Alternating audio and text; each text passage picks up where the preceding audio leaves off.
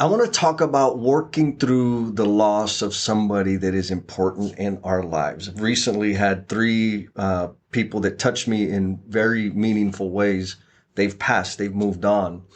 And it is a really interesting time because it is when I feel the clumsiest. And so if you've ever felt awkward or judged or critiqued about the way you respond or deal to losing people, to people passing on, maybe you can relate to this. And if not, maybe the people that you don't understand, maybe this will give you some insight. Without sounding like a total and complete jerk, and I want to be super clear. Like, I know what I'm experiencing is nothing near what the family and loved ones of those individuals is experiencing. There's no doubt in my mind that that is a heavy load.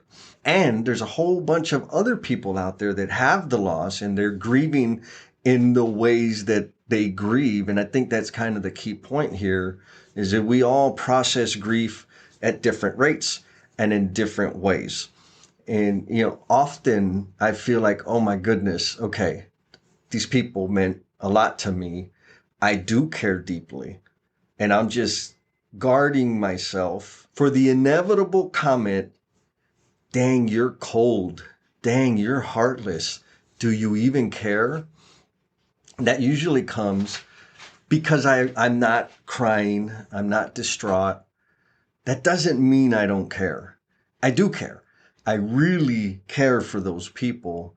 But the way I process that, the way it looks externally, is probably just not the norm. And that's not to cast any judgment on anybody, except to say that I think I process it a little differently. And my thinking through people passing on kind of comes from losing somebody that I cared about deeply when I was in seventh grade. Now, in that situation, I was a seventh grader. I had never lost a friend that was my age. And that was quite an experience. The pain for me came from her not being there anymore. And I understand all the intellectual, rational, logical thinking. They're in a better place. And you know what? Straight up, I don't care. I want them here with me. It's a little selfish, but that's what I feel. I don't want them to be gone. I don't really care where they're at. They're not with me. They're not available to me. I can't see them. They're gone. And that's not cool, but it is life. Now, the other thing with my friend that passed away back when is I never told her how I felt. I actually spent a whole lot of time and energy hiding my real feelings for her. Even today, it still hurts me, that regret. Like, the regret never goes away. I never, ever told her exactly what I thought. I put in effort to hide it. And I'll never get the chance to tell her again. Sure, some people will say, yes, you can, and she's up there. And yeah, I know because of fear, because of insecurity, because of cowardice, whatever, that I hid my feelings for her and I should have told her. And so that's kind of the foundation of how, or maybe that's how I started learning how to process grief. Now, back then I took a really unhealthy way about it. But now when people leave, like on the serious note, there's a few questions that I ask myself. The first question is, did I help them understand how they have contributed to my life? Did I let them know what I thought? Did I give them my honest, straight up observations? Maybe those uncomfortable things that other people won't tell them because it's not polite.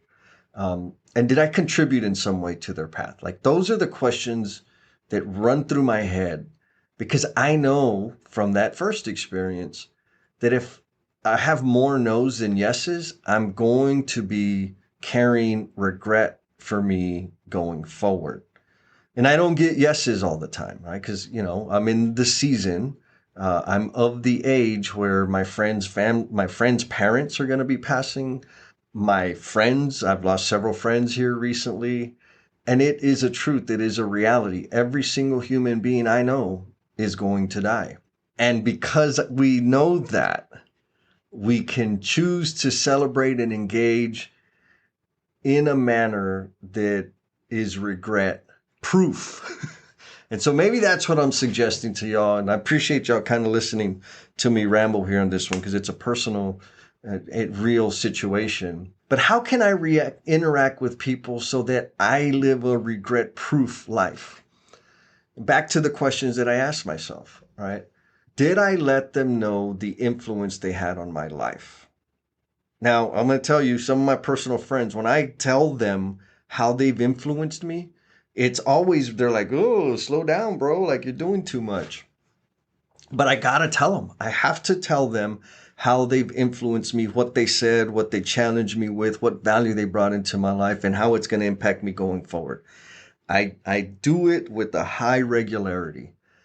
That's part of my regret proof lifestyle, if you will. And, I think they like it. Like, it may be a little bit uncomfortable. After a while, they get used to it and they kind of know that I'm kind of going to show some feelings and let them know exactly how I feel and extremely specific about how they're contributing to my life. I think it's important to let people know what they've done that inspires you, that's helped you to grow, because they don't know. And you will be surprised how many times people have said, like, I didn't really do anything. Like, yeah, you did. Like, you gave me a reason to keep waking up. Or you helped me take that extra step. You helped me transform my life, and that helped transform other people's lives. And we have that influence and impact on people. And so being explicit and taking any opportunity I can to let people know how they've influenced my life is one of those regret proofing behaviors. The other thing is it's very close. It's like in the same bucket, but it's not exactly the same thing.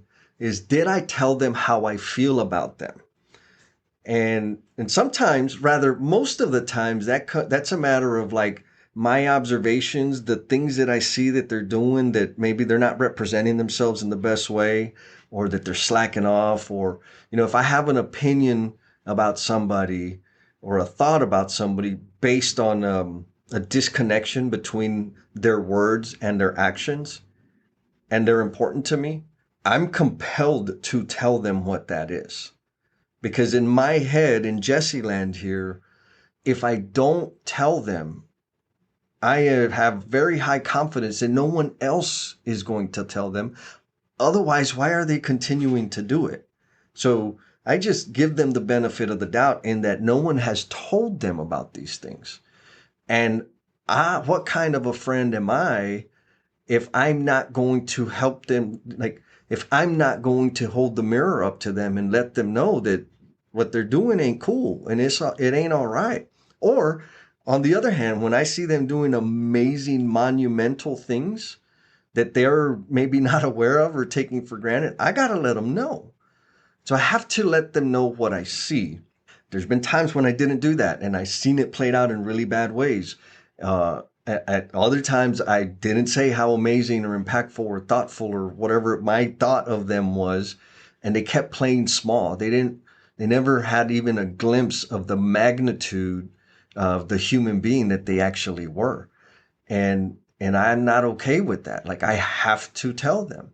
And so telling my people what I think about them is another one of those behaviors that help me regret proof my life. And then lastly, I asked, like, did I contribute into their path? What significant step, like, what did I actually do? Did I have that thought and did I take action on it? Did I share some insight? What did I do that helped them on their path to becoming the promise they are intended to be? There's tons of opportunities to do that. And they're not always welcome, right? Sometimes we're like, you need to back off. Like, I can't go that fast. I'm not really that interested in the thing. But it's really a question of, did I make the attempt to contribute to their path, to share my specific gifts, unique talents, and so forth, to help them thrive or experience an enhanced quality of life? Did I do that? Yes or no? And that's a very easy yes or no. And that one's probably the easier one to get yeses on because all I got to do is try.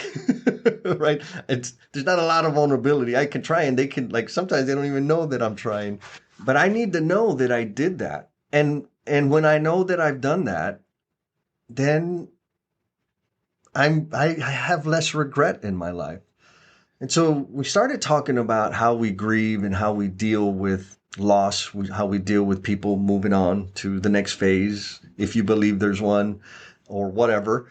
In my head, like, this is going to sound really bad, but for real, this is what I think. Like, I'm a little jealous. They're gone. Like, they don't have to worry about the damn election. They don't have to worry about all the drama on social media. They don't have to worry about bills, taxes. Like, they don't have to suffer anymore. I mean, some of my friends that are still here and some that have passed, like, they're dealing with some really, really heavy stuff. And now that they're gone, they can rest. And I think that's a beautiful idea that they're not suffering anymore. And I'm a little bit mad at them because I'm stuck here suffering with the rest of us. So, I feel, I kind of celebrate a little bit, right? That they had an impact here. They're chilling while we're still here dealing with stuff.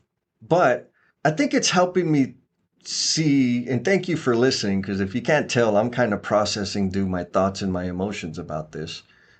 Grieving for people, I think for me looks different because I have these regret-proof behaviors in my life. I mean, I hope that's true, right? It is very possible that I'm suppressing feelings and intellectualizing my emotions, but I don't think that's true. I really think that we have so many opportunities to celebrate each other, like for real, right? I'm not talking about thumbs up and smiley faces on the damn socials. I'm talking about having a straight up eye contact conversation with somebody and letting them know how they've impacted your life and what you think about them and what you feel about them. And really just operating in a way that you don't leave things unsaid. The loving, meaningful things, the rough, harsh things. If we could just share that kind of reality with people, our experience together would be so rich. And we won't have anything to cry about when they're gone. Be cool, and we'll talk at you next time. Peace! Dang, you stuck around all the way to the end. And I hope the reason you stuck it like all the way through was because you were getting a lot of value out of the conversation. I always get at least one, most of the time, a handful of good nuggets, good ideas, good perspectives that I can take and apply into my life going forward. That's the whole point. I want to share that with you guys and also highlight the amazing people that they are. And I want to end this by saying, if you feel like you've been living out a script that was written for somebody else, and you feel like you're in the wrong skin, I know that life. And all I did was numb myself to make it through to another day, which if you're there, you know how hopeless that feels. I want to recommend that you check out Becoming the Promise You Are Intended to Be. The stories in this book will help you know that you're not alone. They're my personal stories, like the real stuff that I went through, and I'm sharing them because it helps keep me sober. It helps me contribute my gifts and my talents in service to others. It helps me turn my failures, my shame, my embarrassment into something useful and positive. So check it out. Be kind to yourself, be cool, and we'll talk at you next time. Peace!